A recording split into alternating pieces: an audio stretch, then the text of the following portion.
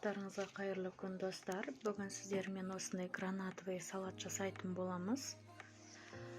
Бізге қажетті заттар: картошка, тұздалған қияр, гранат, қызылша, тауықтың төс еті, жұмыртқа және майонез қажет болады.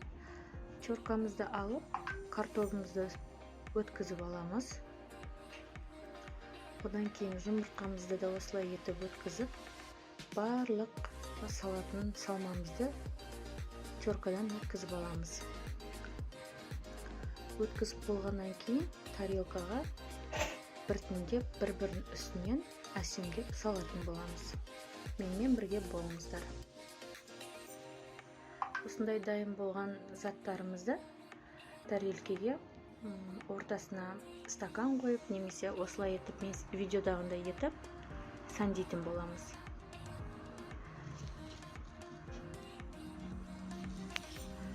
Қажетті заттарды мен описаниясына қалдыратын боламын. Менімен бірге болыңыздар. Бірінші біз картофымызды тарелкемізге салып аламыз.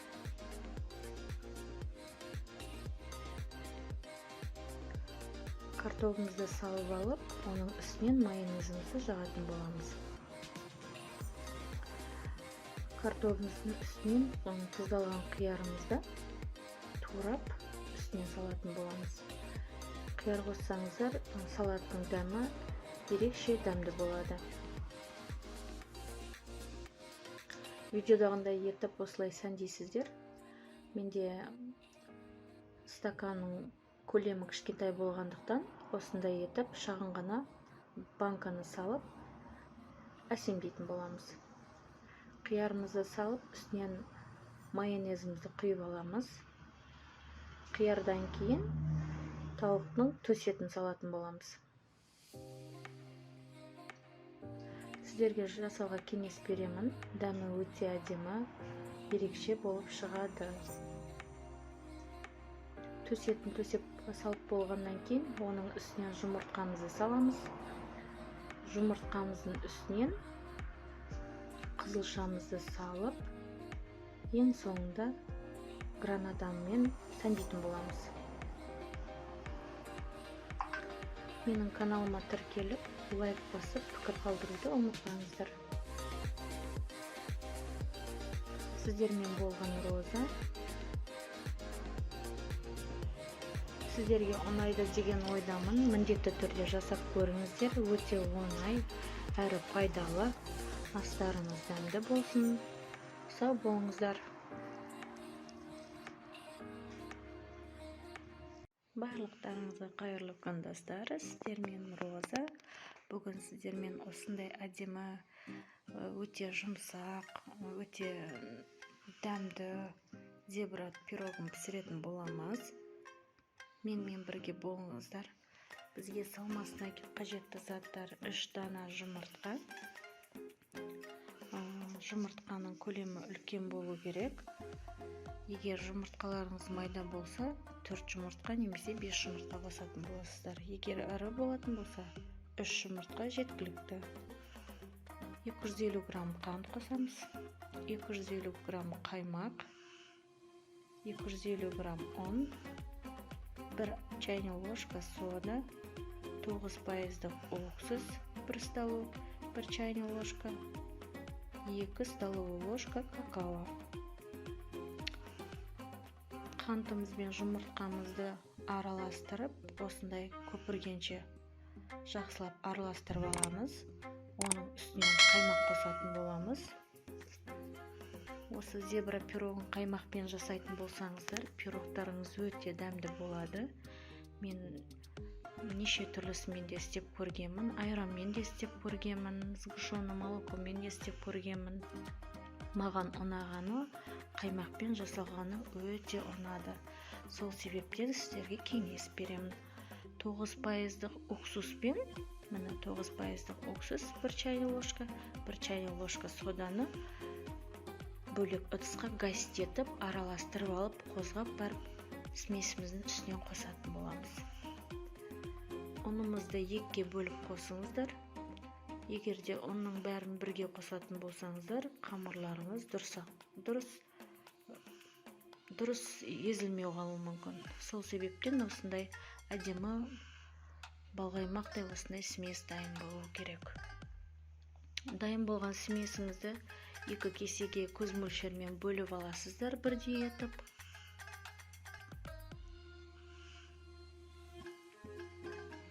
Міндетті түрде пирогтарыңызды қысып тұрған пешке салуды ұмытпаңыздар. Мендегі пирог пісіретін ыдысымыздың көлемі 26 сантиметрлік болады. 2 ыдысқа бөліп алдым, қыздар, мына 2 столовый ложка какао. Менде какаоның несі Малайзияның какаосы, рахаттықпен қоссаңыздар да болады. Малайзияның какаосы өте дәм, ерекше дәм беретін болады. Осылай етіп 2-ге бөліп аламыз. Пісіретін противнімізге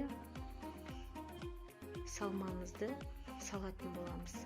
Қыздар, мен 1 қасықтап салып көрдім. Сіздер 2 қасықтап өлшеп салатын болыңыздар. 2 қасықпен өлшеп салатын болсаңыздар, пирогтарыңыздың узоры өте әдемі, өте ерекше болып шығады. Сіздерге кеңес беремін. Мен қазір мұнда 1 қасықтан салып отырмын. Сіздер міндетті түрде 2 қасықтан салып жасап көріңіздер. Ыдысты міндетті түрде сармаймен майлап алыңыздар. Пирогтарыңыз жабыспас үшін. Дәл осындай видеодағындай етіп жасайсыздар. Өздеріңізге ұнаған формаға осылай етіп сәндеп шықсаңыздар болады. Паутина салсаңыздар болады. Гүлдің узорын салсаңыздар болады. Неше түрлі қандай узор сізге ұнайды, сондай етіп әсемдеп шығуларыңызға болады. Астарыңыз дәмді болсын. Менің каналыма тіркеліп, пікір қалдыруды ұмытпаңыздар. Жасап көруге кеңес беремін. Өте оңай, өте дәмді. 180 градусқа 30-35 минутқа пісіріп аламыз. Астарыңыз дәмді болсын.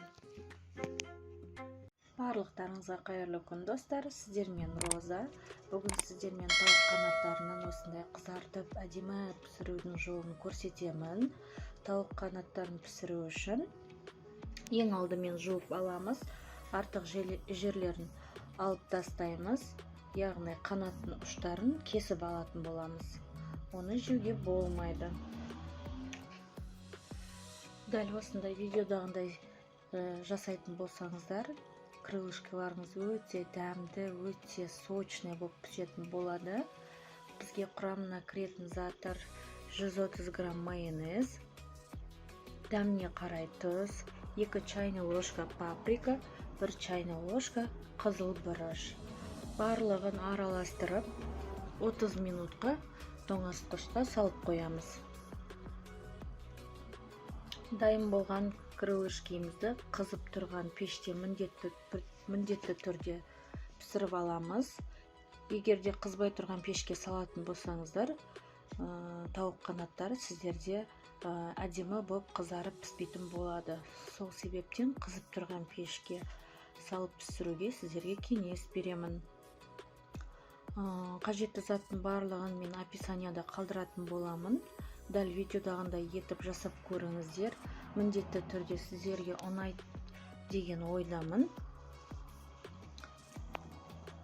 Жасап көріңіздер. Дайын болған крылышкемізді 190 градуста 30-35 минутқа немесе 40 минутқа пісіретін боламыз. Мен өзім 35 минутта пісіріп алдым. Әркімнің пеші әртүрлі болып келеді. Сол себептен шпачканың көмегімен крылышкенің ортасын тексеріп отыруға кеңес беремін. Арасынан қан шықпау тиіс болады. Астарыңыз дәмді болсын. Менің каналыма тіркеліп, лайк басуды ұмытпаңыздар. Сіздермен болған Роза. Сау болыңыздар.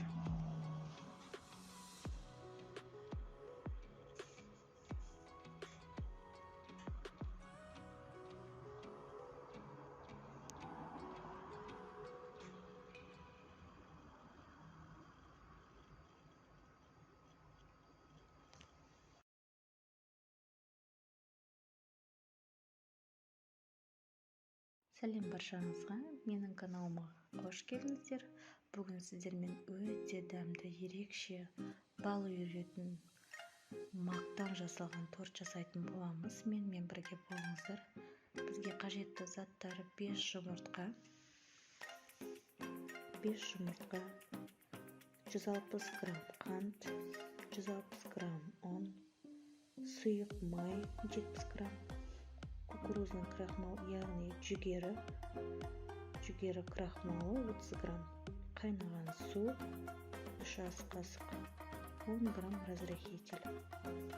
Жұмыртқамыз бен массамызды, сұйық майымызды, қантымызды барлығын осылай етіп араластырып аламыз. Ұнымыздың үстіне 10 грамм разрыхителімізді саламыз.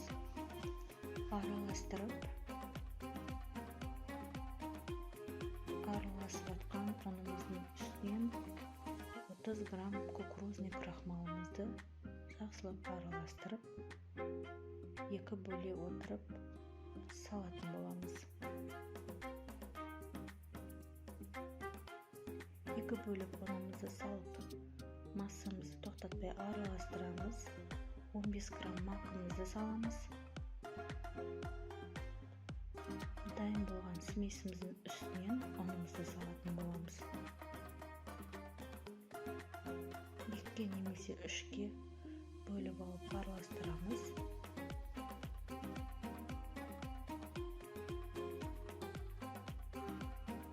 Дайын болған массамыздың үстінен 2 қасық немесе 3 қасық қайнаған суды құйып, бір келгі масса болғанша араластырамыз. Қызып тұрған пешке 180 градусқа 30-35 минутқа пісіріп аламыз. Мен көз мөлшерімен 2-ке бөліп салатын боламын. Егер сіздер көз мөлшерімен сала алмасаңыздар, кесеге 2-ке бөліп өлшеп алып, осылай етіп құйып алсаңыздар болады.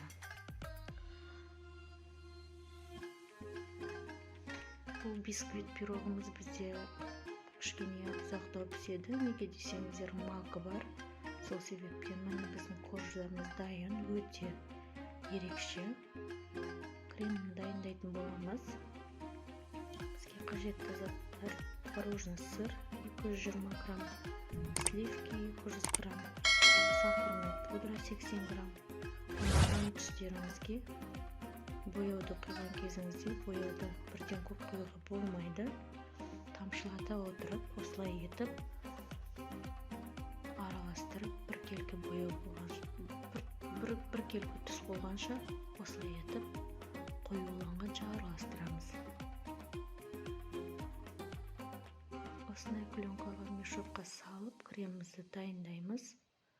Дайын болған коржымызды жинайтын боламыз.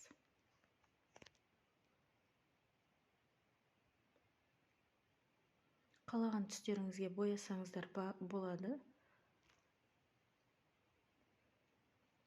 Бізде осындай әдемі корждар дайын болды. Осыны алып, формамызды кигізіп, форманы не үшін кигізетін боламыз? Форманы егер кигізетін болсаңыздар, торттарыңыз әдемі ровны болып шығады. Видеодағындай етіп, кремді айналдыра отыра жап шығамыз. Менің каналыма тіркелуді ұмытпаңыздар. Сұрақтарыңыз болса қойсаңыздар болады. Мен бүкіл қажетті заттардың барлығын описанияда қалдыратын боламын. Кремді жағып қойғаннан кейін 12 сағатқа холодильникке салып қоямыз. Астарыңыз дәмді болсын. Менің каналыма тіркелуді ұмытпаңыздар. Сау болыңыздар. Сіздерге ұнайды деген ойдамын.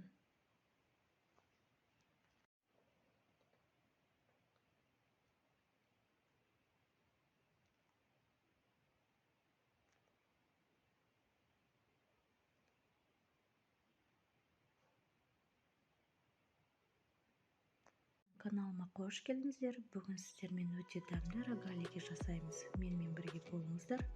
Бізге қажетті заттар: 3 жұмыртқа, 120 грамм сары май, 250 грамм қаймақ, 140 грамм қант, 340 грамм творог, 10 грамм разрыхитель, 700 грамм видеодағындай етіп жұмыртқамызды, сары майымызды бірге алып араластырып аламыз. Сары майымыз үй температурасында болу керек. Микроволновкаға қыздырмаңыздар. Егер микроволновка қыздыратын болсаңыздар, сары майдың суы шығып кетеді. Қаймағымызды салып, біркелкі масса болғанша араластырамыз. Араласқан массамыздың үстінен 340 грамм творогымызды салып, қамырымызды илейтін боламыз. 700 грамм ұнымызды салып, екіге бөліп салатын боламыз. Бірден салмаңыздар, қамырларыңыз қатып қалады. Сол себептен екіге бөліп саласыздар. Бірінші бөлігін үстінен 10 грамм разрыхителімізді салатын боламыз. Видеодағындай етіп, бүкілін езіп алып, содан кейін ұнды салып, қамырды илейтін боламыз. Осындай дайын болған қамырымызды кішкентай етіп 7-8 бөлікке бөліп, осындай көлемде етіп бөліп аласыздар. Көлеміне қарай кесіп, қызып тұрған пешке 180 градуста пісіретін боламыз. Ішіне қалаған заттарыңызды салсаңыздар болады. Джем салсаңыздар да болады. Сгущенное молоко салсаңыздар да болады. Вареный сгущенка салсаңыздар, менде үйде не зат бар, сол затпен қолданып жатырмын. Мен сгущенное молоко салып жатырмын. Дәл осылай видеодағындай етіп, әдемі формаға келтіріп, рогаликімізді орап аламыз. Қызып тұрған пешімізге 180 градусқа 30 немесе 25 минутқа пісіріп аламыз. Дайын болған рогаликімізді сахарный пудрамен әсемдейтін боламыз. Астарыңыз дәмді болсын.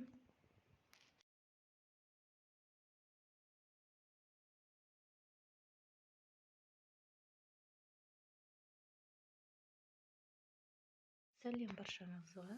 Небәрі 3 заттан тұратын кешкі ас дайындайтын боламыз. Менімен бірге болыңыздар. Мен қазаныма 450 грамм май құйып дайындап қойған болатынмын.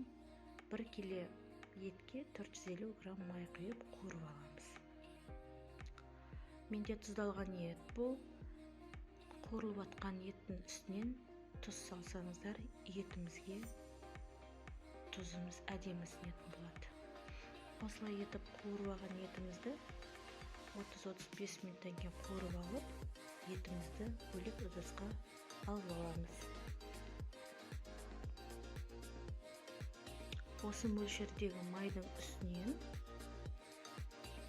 мен 1 килограмм етке 1,5 немесе 2 келі картошка қосатын боламын.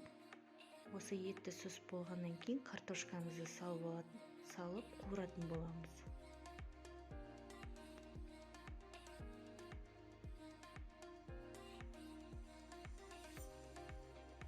Мен картошкамды жуып, тазалап, аршып дайындап қойған болатынмын.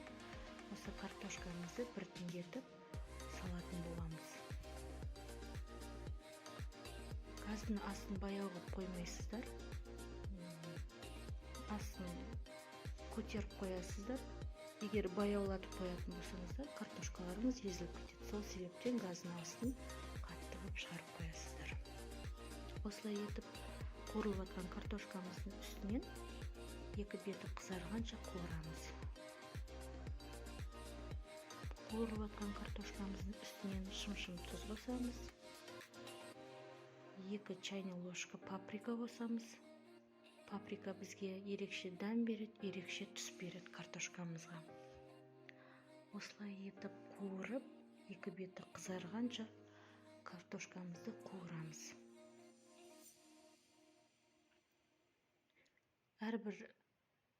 Әрбір етіңізді, картошкаңызды осылай етіп бөлек етіп қуырып алатын болсаңыздар, өте дәмді болып шығады. Менің видеомды соңына дейін қарап, пікір қалдыруды ұмытпаңыздар. Осындай әдемі картошка болып шығады. Оны біз бөлек ыдысқа етті салып алғандай етіп салып аламыз. салып болғаннан кейін 450 грамм майымыздың бірден жарты бөлігін алып тастайтын боламыз. Мен 250 грамм майымды алып тастаймын. Сол майдың үстінен жаңағы піскен етім мен картошкамды салып, ұнаған специяларыңызды саласыздар. Мен описанияға қалдыратын боламын. Үстінен кішкене су құйып, астын баяулатып, 5-6 сарымсақты турап, 45 минутқа бұқтыратын боламыз. 20 минуттан кейін картошка мен сарымсақты бүкілін алып, бір араластырып, ары қарай 25 минутқа бұқтырып дайындаймыз. Астарыңыз дәмді болсын. Менің каналыма тіркелуді ұмытпаңыздар. Сау болыңыздар.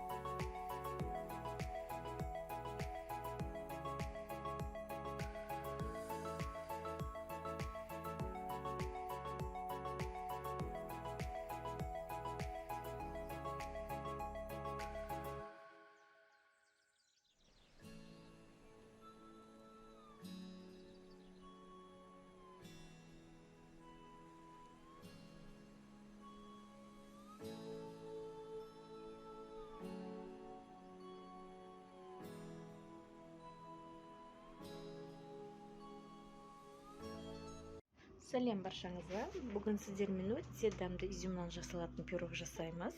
Менімен бірге болыңыздар. Бізге құрамына келетін қажетті заттар: 250 грамм сгущенное молоко, 3 жұмыртқа, 10 грамм разрыхитель, 190 грамм ұн, 70 грамм сары май, 80 немесе 100 грамм изюм. Сгущенкамыз бен жұмыртқамызды алып, осылай етіп араластырып аламыз видеодағындай. Сары майымызды үй температурасында болу қажет. Егер микроволновкаға ертіп алатын болсаңыздар, майдың құрамындағы су шығып кетеді. Сол себептен кеңес беремін сіздерге, үй температурасында тұрған майды қолданамыз.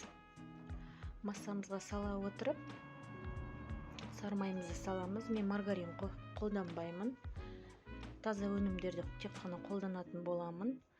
Енді дайын болып жатқан массамыздың үстінен ұнымызды екіге бөліп салатын боламыз. Онда ешқашанда сразу салуға болмайды. Екіге бөліп сала отырып, оның үстінен разрыхитель салатын боламыз. Менде қазір сіздер ойлайтын боларсыздар, неге бұл кісі 2 разрыхитель салып жатыр деп. Менде мұнда түбінде қалған, сол себептен екеуін қосып салып жатырмын. Пешімізді қызып тұрған пешімізге 160 градуста 30-35 минутта пісіретін боламыз. Дайын болып жатқан массамыздың ең соңында изюмімізді салатын боламыз. Қалаған формаларыңызға салып аласыздар. Форманы міндетті түрде майлау қажет.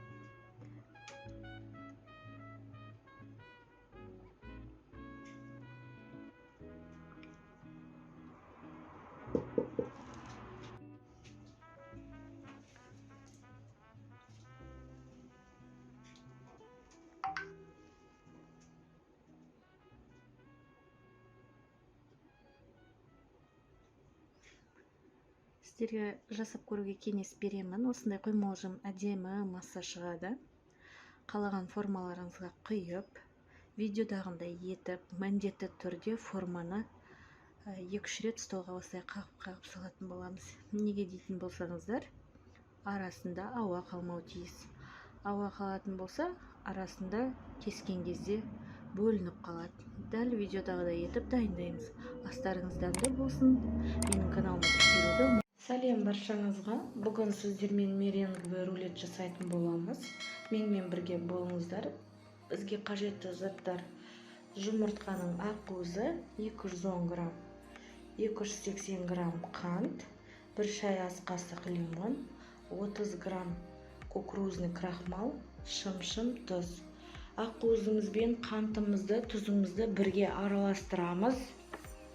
Араласып жатқан жерінен 1 шай ас қасық лимон қышқылын қосамыз.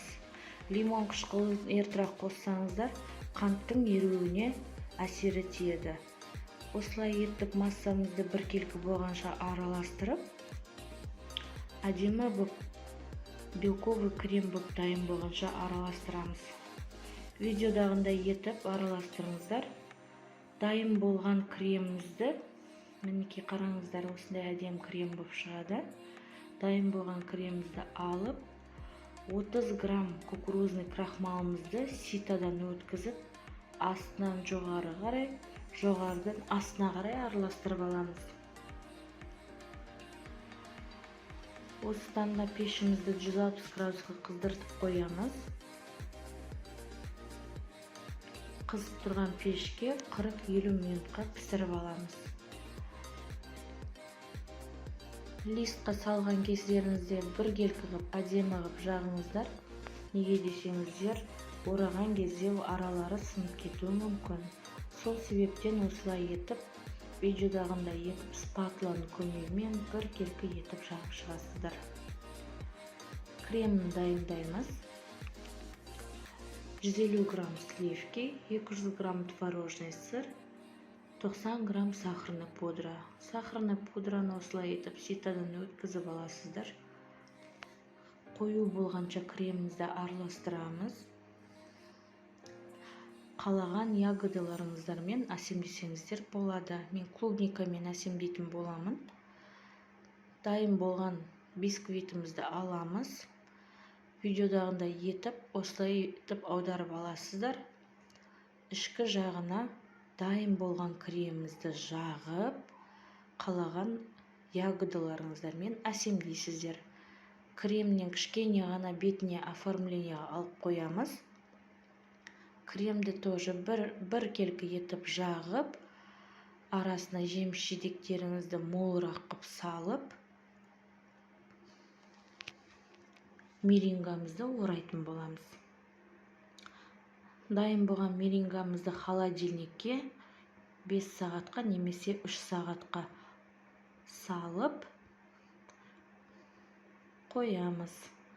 Менің каналыма тіркелуді ұмытпаңыздар. Астарыңыз дәмді болсын. Сау болыңыздар. Сәлем баршаңызға. Бүгін сіздерден жылқының етінен қазы айналдырамыз. Ол қандай еттен жасалады? Жылқының қабырға жағындағы еттен жасалады. Менде бір күн бұрын тұздалған ет болады. Осындай етіп, осындай көлемде тұздап аласыздар. Салмасына тұз, бұрыш, чеснок қосамыз. Ішегіңізді жуып тазалап алып, осындай көлемде май кезекпен кезек айналдыра отыра саламыз. Егер қолмен салу ыңғайсыз болса, 0,5 напитканың баклажкасын алып, басын кесіп, осылай етіп ішек басына кигізіп, сала отырып етті айналдырсаңыз өте ыңғайлы.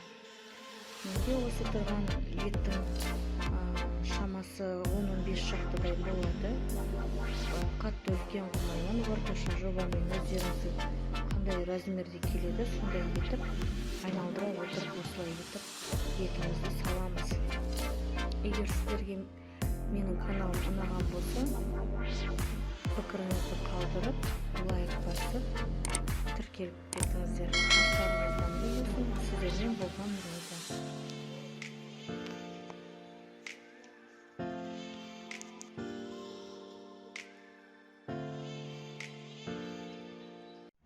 Сәлем баршаңызға. Бүгін сіздермен қатпарлы самса жасаймыз. Менімен бірге болыңыздар. Құрамына кіретін бізде тек қана су мен тұз. Қамырдың құрамына 300 грамм құямыз. Көз мөлшерімен қойсаңыздар да болады. Мен 300 грамм су қосамын. Дәміне қарай тұз қосамын. Оның сортына да байланысты болады. Ұнымызды 1 келе немесе 1,5 келе, 1 келеге жуық болады. Қамырымызды илеп қайтара отырып, қамырымызды осылай етіп жайып аламыз. 2 зуала шығады, үлкен-үлкен. Қамырымызды жайып, 82% сары майды қолданатын боламыз. Маргарин қоспаймыз. Маргарин қосатын болсаңыздар, самсаларыңыз қатпарлы болып шықпайды. Сары майымызды осылай етіп салып аласыздар. Микроволновкада немесе газдың отына қатты қайнатпай, ерігенше жылытып ертіп аламыз. Жайған қамырымыздың үстіне жұқа етіп, майымызды құйып, жағып шығамыз. Осыны кесочкамен жағып шығыңыздар, немесе қасықпен жағып шықсаңыздар да болады. Жағып, бір келкі ғып, тонкий етіп орап шығамыз. Арасында ауа қалмауы тиіс. Барлық жеріне майын жағасыздар. Тигізіп,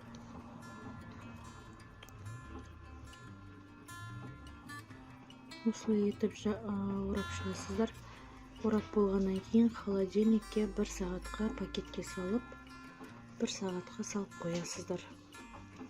2 зуаламызды да осылай дайындаймыз. Ішіне мен 2 түрлі ет қосамын. Біреуіне сиыр етін, біреуіне тауық етінен. 500 грамм описаниясында қалдырамын. Қанша грамм қосатынымды осылай етіп дайындап аласыздар. Дайын болған қамырымызды холодильниктен алып, 35 граммнан өлшеп кесіп шығамыз. 35 граммнан өлшеп кесіп шығатын болсаңыздар, самсаларыңыздың барлығының формасы бір келкі болып шығады. Осындай етіп жайып шығасыздар. Жайып шыққан қамырларыңыздың ішіне еттеріңізді салып, ұнаған формаларыңызға түйіп шығасыздар. Дайын болған самсамызды духовкамызды жағып қоямыз, қызартып. Конвекционсыз пеш болса да, конвекционный пеш болса да 180 градуста пісіріп шығамыз. Жұмыртқамыздың ағынан сарысын бөліп, тек қана сарысын жағып, осылай етіп самсаңыздың бетіне жағып шығасыз. Ұнаған посыпкаларыңызды себесіздер. Астарыңыз дәмді болсын. Менің каналыма тіркелуді ұмытпаңыз. Сәлем баршаңызға. Бүгін сіздермен өте дәмді пицца жасаймыз. Менімен бірге болыңыздар. Оның құрамына кіретін бізде 1 килограмм ұн, 180 грамм су, 160 грамм сүт, 50 грамм май, 60 грамм қант, 3 ас қасық қаймақ, 5 грамм дрожж. Дәміне қарай тұз. Сүтіміз бен суымызды алып, сотейникке жылытып аламыз. Жылыған сүтіміздің үстінен қантымызды, тұзымызды, 5 грамм дрожжымызды алып араластырамыз. Араласқан смесіміздің үстінен қаймағымызды саламыз. Қаймағымыздың үстінен майымызды құямыз. Араластырып, 1 келе ұнымызды 2 немесе 3-ке салып араластырып, қамырымызды илейміз. Дайын болған қамырымызды жылы жерге орап қоямыз. Ашығаннан кейін 2-3 қайтара басамыз қамырымызды. Дайын болған қамырымызды 3-ке бөліп аламыз. 300 граммнан немесе 290 граммнан осылай бөліп аласыздар. Ішіне қажетті заттарды тураймыз. Колбаса немесе сосиска қоссаңыздар да болады. Өз қалауларыңызбен. Мен имер деген сырды қолданамын. Қымбат емес, өте арзан. Осылай етіп турап аласыздар. Дайын болған протеин үстіне қамырымызды салып, кетчупымызды жағып, сосискамызды салып, қызып тұрған пешімізге 180 градусқа 5-10 минутқа пісіріп аламыз. Астарыңыз дәмді болсын. Сәлем баршаңызға. Бүгін сіздермен өте оңай жасалатын капкейк пісіреміз. Менімен бірге болыңыздар. Оның құрамына кіретін бізде 3 жұмыртқа, 160 грамм қант, 5 ас қасық қаймақ немесе 5 ас қасық майонез, 200 грамм ұн, 10 грамм қопсытқыш. Жұмыртқамыз бен қантымызды алып, қантымыз ерігенше араластырамыз. Араласқан массамыз көтеріледі. Көтерілген массамыздың үстінен қаймағымызды саламыз. Яғни 5 ас қасық қаймақ, қаймақтарыңыз жоқ болса, 5 ас қасық майонез қосуға да болады. Комогы кеткенше араластырамыз. Дайын болған массамыздың үстінен 200 грамм ұнымызды салып, 10 грамм қопсытқышымызды салып араластырамыз. Дайын болған массамызды ұнаған формочкаларыңызды аласыздар. Сол форманың үстінен 2,5 ас қасық немесе 2 ас қасықтан формаға құйып шығамыз. Формаға құярдан алдын духовканы қосып аласыздар. 180 градусқа ысып тұрған пешімізге 10 немесе 15 минутқа салып пісіріп аламыз. Өте оңай, жасап көріңіздер. Кремін жасаймыз. Креміне бізге керегі творожный сыр 200 грамм, 80 грамм сахарная пудра, 100 грамм сливки. Креміміз осылай қою болғанша араластырамыз. Дайын болған кремімізді мешокқа саламыз. Насадкасының номерін описанияға қалдырамын. Осылай етіп әсемдеп кремді құйып шығамыз. Астарыңыз дәмді болсын. Менің каналыма тіркелуді ұмытпаңыздар. Сіздерге ұнайды деген ойдамын. Жасап көріңіздер.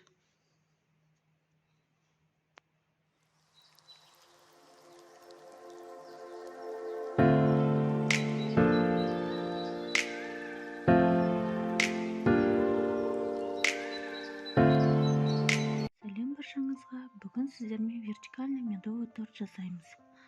Оның құрамына кіретін бізде 3 жұмыртқа, 160 грамм сары май, 90 грамм қант, 90 грамм мед, 600 грамм ұн, 10 грамм сода, 9% яблочный уксус. Жұмыртқамыз бен қантымызды алып, қанты ерігенше араластырамыз. 1 чайный ложка сода мен 1 чайный ложка уксусты екеуін бірге қайыстетіп, ерігенше араластырамыз.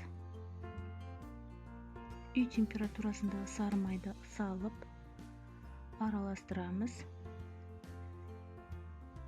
90 грамм медімізді алып, микроволновка алып, ерігенше араластырып, дайын болып жатқан сместің үстінен медімізді саламыз.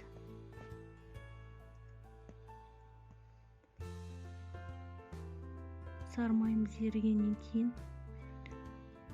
дайын болған массамыздың үстінен ұнымызды салып, біркелкі қылып араластырып аламыз. Егер сіздерде осындай комбайн машина болмаса, қол миксермен де дайындасаңыздар бола береді.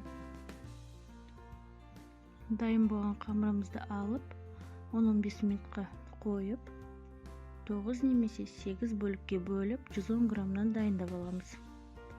Дайын болған қамырымызды пергаменттарға кесіп, осылай етіп жайып аласыздар. 5-10 минутқа күйдірмей ақшыл етіп пісіріп аламыз.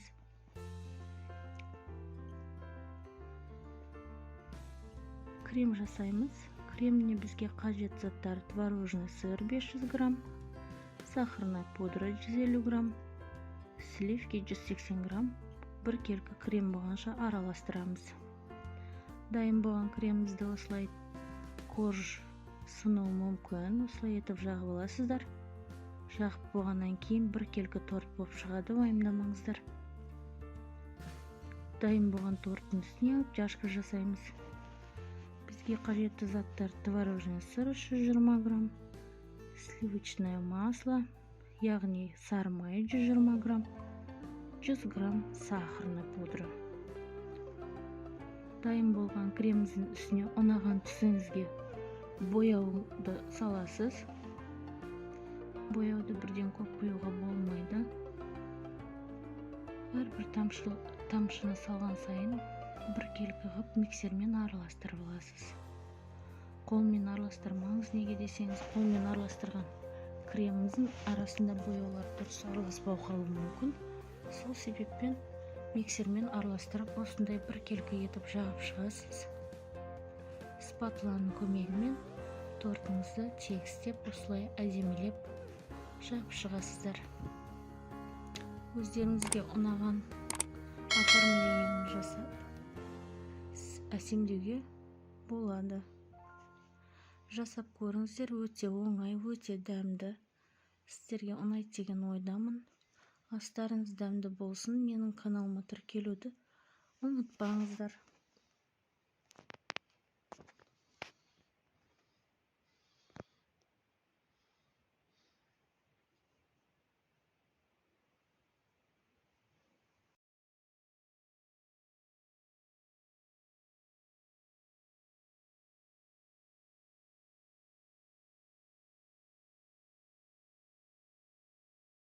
Сәлем баршаңызға. Бүгін сіздермен өте оңай жасалатын вупи пай тортын жасаймыз. Менімен бірге болыңыздар. Оның құрамына кіретін 4 жұмыртқа, 200 грамм қант, 200 грамм ұн, 20 грамм какао, 10 грамм разрыхитель, 5 ас қасық майонез. 4 жұмыртқамызды салып, қантымызды 200 грамм қантымызды бірге араластырып, қантымыз ерігенше араластырамыз. Массамыз біркелкі болуы тиіс, осындай видеодағындай. 5 ас қасық майонезіміз саламыз, немесе қаймақ салсаңыздар да болады. Біркелкі араласқанша араластырып аламыз. Комок болмауы тиіс. 200 грамм ұнымызды салып, 200 грамм ұнымыздың үстінен 10 грамм разрыхителімізді саламыз. Разрыхителдің үстінен 20 грамм какао саламыз. Мен Малайзияның какаосын қолданам, өте әдемі дәм береді, оригинал болып келеді. Рахаттың какаосын салсаңыз да болады. Какаоны ситадан міндетті түрде өткізіп аласыз. Араласқаннан кейін комок қалмауы тиіс. Өзіңізге ұнаған формаға осылай салып аласыз. 3,5 қасықтан салып аласыз. 10 минутқа духовкаға пісіріп аласыздар. Піскеннен кейін осылай міндетті түрде кесіп формаңызға салып қоясыз. Бізге креміне қажетті заттар: 500 грамм творожный сыр, 400 грамм сливки, 120 грамм сахарный пудра. Бірге барлығын араластырып аламыз. Көп уақыт араластырмайсыз. Мынандай комбайныңыз болмаса, қол миксермен де жасауға болады. Өзі крем дайын болған кезде посудасынан төгіліп кетпеуі тиіс. Шоколадымызға бізге ганашқа 160 грамм Қазақстан шоколады, немесе басқа шоколад қолдансаңыз да болады, килограммовый. 80 грамм сары май. Барлығын араластырып, дайын болғаннан кейін мешогымызға салып, осындай насадкада, өзіңізге ұнаған насадкада салып, әсемдеп аласыздар. Шоколадты осылай ганашты құйып болғаннан кейін холодильникке 6 сағатқа немесе 12 сағатқа салып боласыздар. Болғаннан кейін, дайын болғаннан кейін барып оформление жасайсыздар. Оформление жасап, сразу холодильникке салуға болмайды. Бірінші осылай кремдерін жағып боласыз, содан кейін барып оформлениясын жасайсыздар. Астарыңыз дәмді болсын.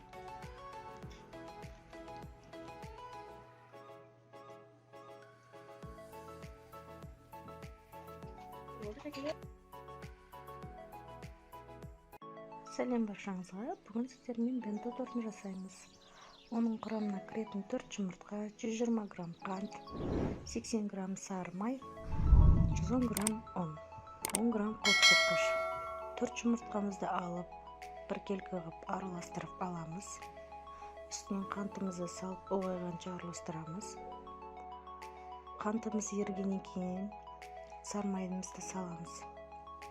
Салып, массамыз біркелкі болып араласқанша, үстінен 110 грамм ұнымызды салып, үстінен қосқышты салып, біркелкі масса болғанша араластырамыз. Қамырымыз дайын болғаннан кейін екіге бөліп, бір бөлігіне 10 грамм немесе 20 грамм какао қосып, видеодағындай етіп араластырып аламыз. Дайын болған массамызды, дайын болған противенің үстіне екіге бөліп, видеодағындай етіп жайып аламыз. 180 градусқа 10-15 минутқа пісіріп аламыз. Піскен коржымызды ұнаған формаларыңызға осылай етіп кесіп аласыздар. Кремін дайындайсыз. Видеодағындай етіп қоюланғанша араластырып, осылай етіп кремін жағып шығамыз. Менің каналыма тіркелуді ұмытпаңыздар. Сіздерге ұнайды деген ойдамын. Жасап көріңіздер. Өте оңай.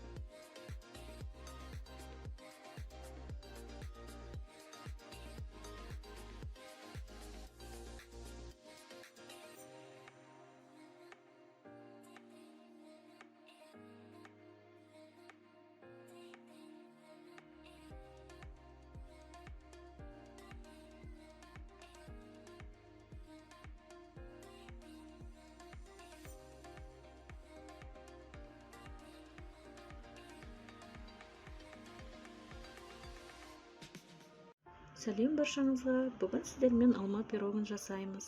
Оның құрамына кіретін бізде 4 жұмыртқа, 1 стакан қант, 80 немесе 100 грамм сары май, 180 грамм ұн, 10 грамм қопсытқыш, 1 штук алма. Небәрі 6 заттан тұратын пирог. Өте дәмді. 4 жұмыртқамызды алып, чашкаға салып, барлығын миксермен араластырамыз. Араластырғаннан кейін үстінен 1 стакан қантымызды салып, бірге араластырамыз. Қанты ерігенше араластырып, үстінен 100 грамм сармайымызды саламыз. 100 грамм сармайымызды салып, бірге араластырып болғаннан кейін 180 грамм ұнымызды салып, барлығын бірге араластырамыз. Оның үстінен 10 грамм қопсытқышты араластырамыз. Ең соңында бәрін бір келкі кеп, әдемі болып масса болып шыққанша араластырып аламыз. Салмасына 1 штук алма. Пешімізді 180 градусқа ысытып дайындап қоямыз. Салмасына 1 штук алманы дайындап кесіп аламыз. Формамызды сары маймен жағып сүртіп аласыздар. Дайын болған смесімізді формаға салып, әдемелеп, алманы осылай салып, турап, духовка 180 градусқа пісіріп алып.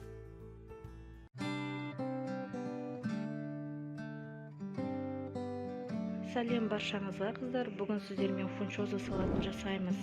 Оның салмасына бізде 250 грамм ет, жарты сарымсақ, 2 штук чеснок, сәбіз, болгар бұршын қосамыз. Қияр қоссаңыздар да болады, огурцы. Менде жоқ болғандықтан бар затпен жасап жатырмын. Менімен бірге болыңыздар.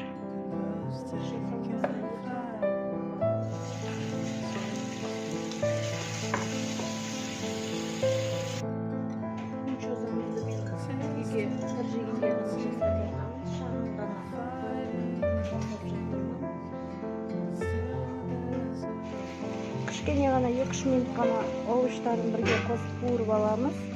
2 чайный ложка соевый соус саласыздар, 1 тамшы уксус 0,9% құйып аламыз. Тамшыдан дайын. Мінекей ыстық суға 5-6 минутқа салып алып, суға шайып аласыздар.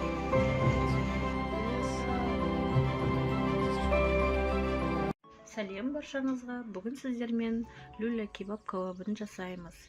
Оның құрамына кіретін бізде сиыр етінің 500 немесе 600 грамм фарш қып аламыз. Оған біз 200-250 грамм нан қосамыз, суға жібітілген. Салмасына тұз, паприка, кинза, зіра бірге барлығын бірге араластырамыз. Бүкілін барлығын бірге араластырып, холодильникке 5-6 сағатқа салып қоямыз. Холодильниктен шыққаннан кейін алып, біз оны таразыға салып, 50 немесе 60 немесе 70 граммнан өлшеп, осындай палочкаға салып, противенға салып, қосылып тұрған газымызға 180 немесе 200 градусқа салып, пісіріп аламыз. Қайырлы кеш қыздар, бүгін кешкі асқа өзбекский плов жасаймыз сіздермен. Бізге қажетті заттар 2 штук сарымсақ, 7-8 штук сәбіз, 700-800 грамм сиыр еті немесе жылқы еті. Бұл жерде бізде кішкене шұжық бар. Қосам десеңіздер де болады, қалауларыңызша. Бұл жерде бізде қара бұрыш, зіра, тұз қосамыз. Қалауымыздың түсі әдемі болып шығу үшін бізге бірінші бастапқыда сарымсақты салуымыз қажет. Мінекей достар, сарымсағымыз қызарып кетеді. Өздеріңіз көріп тұрғандай. Енді осы қатты қызартпаймыз. Етімізді тұздалған ет болса, біздің палауымыздың дәмі өте дәмді болады. Осыны алып бірге қуырамыз.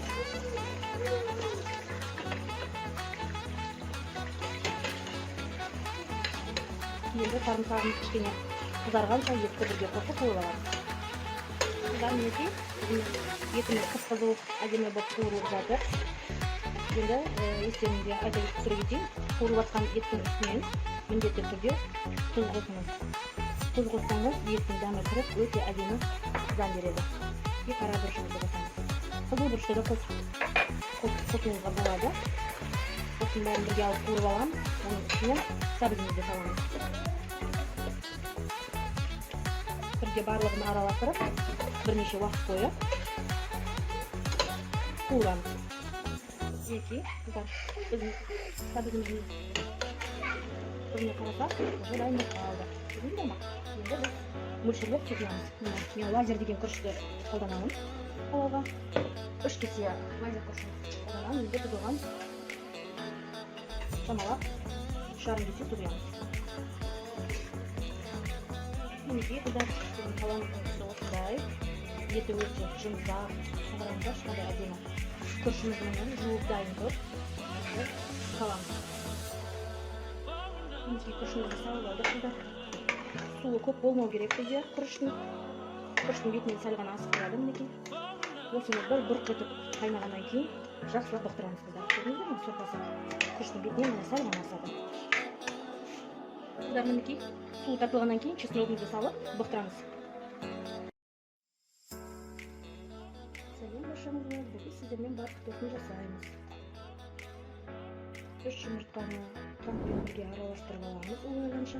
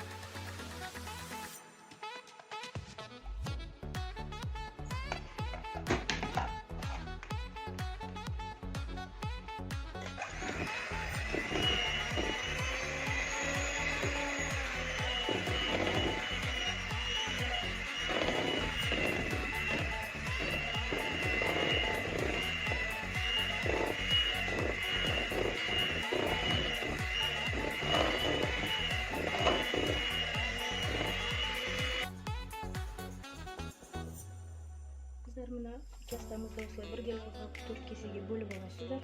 Сонда формаларыңыз бір келка әдемі болып шығады.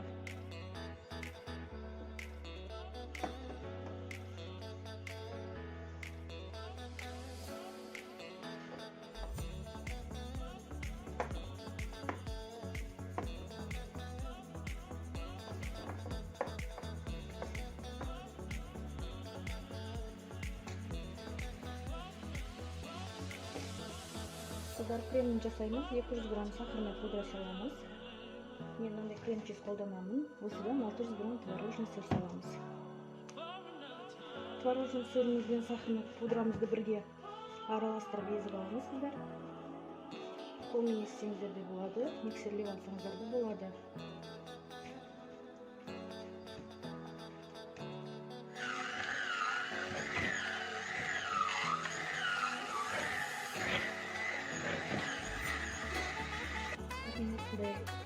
Молочный гостиниц деген сливки қолданамын.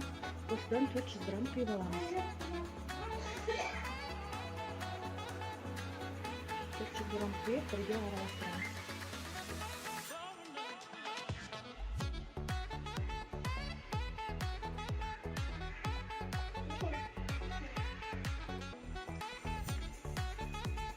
Мінекей бірге қоюланғанша осылай бір келкеге араластырып аламыз қыздар. Әдемі крем болып шықты қыздар. Бұлай тексеріп көресіздер. Кремдеріңіз қолмаса, значит дайын деген. Бізде қорыздарымыз дайын болды. Әдемі өте бір келкі. Енді кремін жасап слоймен саламыз. Қыздар, қараңыздаршы, біздің тортымыз дайын. Өте тез әрі тез жасалады. Жасап көріңіздер. Сіздерге ұнайды деген ойдамын. Сәлем баршаңызға.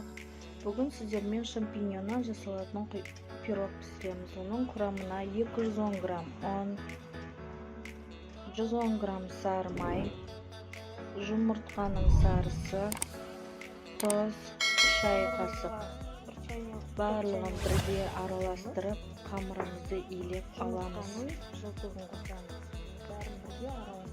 Салмасына сковородканы аласыздар. Салмасына 3 столовый ложка май, 1 сарымсақ, тауықтың төс еті 300 грамм, шампиньон 10-12 штук, тұз, бұрыш, бәрін бірге араластырып 10-15 минут қуырып аламыз.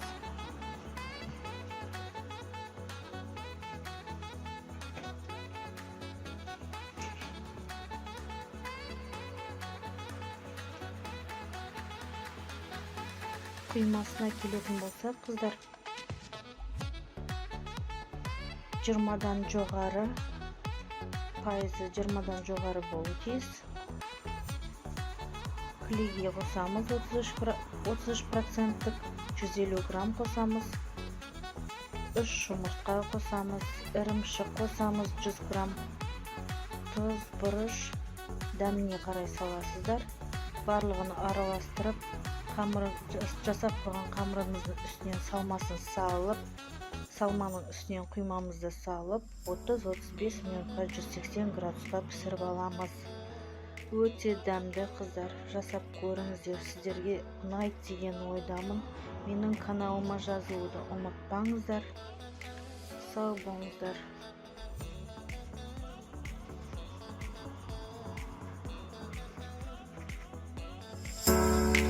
Барлықтарыңызға қайырлы күн достар. Сіздермен Роза.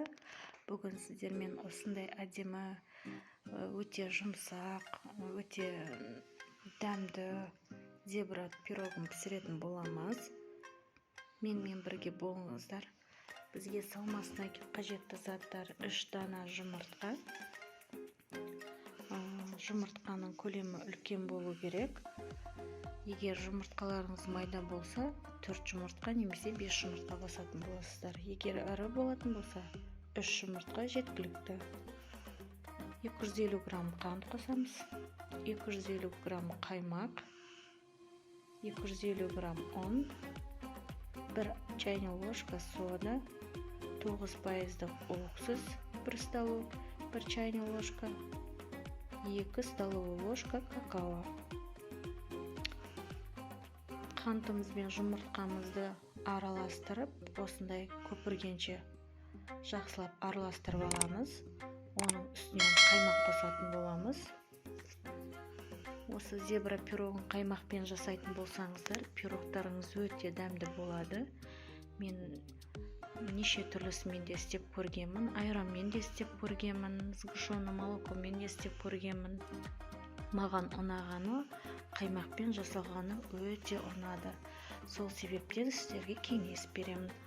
9% уксуспен, міне 9% уксус, 1 чайный ложка, 1 чайный ложка соданы бөлек ыдысқа гастетіп, араластырып алып, қозғап барып, смесіміздің үстінен қосатын боламыз. Ұнымызды екіге бөліп қосыңыздар. Егерде ұнның бәрін бірге қосатын болсаңыздар, қамырларыңыз дұрыс езілмеу қалуы мүмкін. Сол себептен осындай әдемі балғаймақтай осындай смес дайын болу керек. Дайын болған смесіңізді 2 кесеге көз мөлшермен бөліп аласыздар бірдей етіп.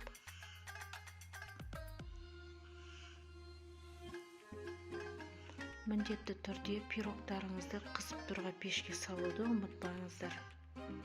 Мендегі пирог пісіретін ыдысымыздың көлемі 26 сантиметрлік болады.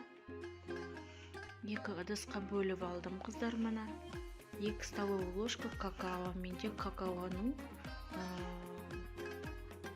несі, Малайзияның какаосы, рахаттықпен қоссаңыздар да болады. Малайзияның какаосы өте дәм, ерекше дәм беретін болады.